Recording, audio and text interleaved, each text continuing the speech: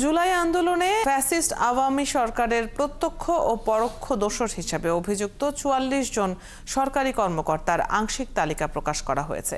জুলাই ঐক্যের ওই তালিকায় আছে আরও ৯৫ জন ম্যাজিস্ট্রেট। সকালে জাতীয় প্রেসক্লাবে ৩৫টি সামাজিক ও রাজনৈতিক প্ল্যাটফর্মের সমন্বয়ে গঠিত জুলাই ঐক্যের সংবাদ সম্মেলনে এই তথ্য জানানো হয়। এছাড়া সংবাদ সম্মেলনে জুলাই আন্দোলনের প্রেক্ষাপট সহ ছাত্র জনতার আন্দোলনের নানা ইতিহাস তুলে ধরা হয়। এদিকে আওয়ামী লীগ সহ সহযোগী ১৪ দলের নানা অপকর্মের ইতিহাস তুলে ধরা হয় সংবাদ সম্মেলনে।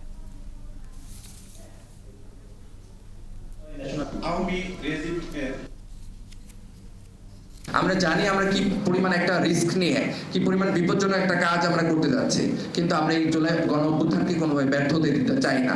সেই জন্য আজকে আমরা এই দুঃসাহসিক একটা কাজ করতে যাচ্ছি।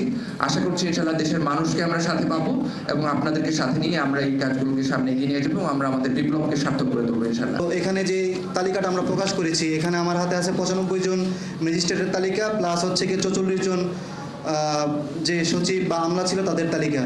তো তাদের বিরুদ্ধে যেটা হয়েছে, আমরা গত ১৫ দিন অবজার্ভ করেছি সচিবালয়ে। সেখানে ১০ জনের বিরুদ্ধে তারা যে ব্যবস্থাটা নিয়েছে সেটা খুবই হাস্যকর। তাদেরকে সচিব থেকে সরিয়ে আরেকটি জায়গায় দায়িত্ব দেওয়া হয়েছে। সে হয়তো সচিবালয়ে নাই, কিন্তু একটি গুরুত্বপূর্ণ জায়গায় আছে।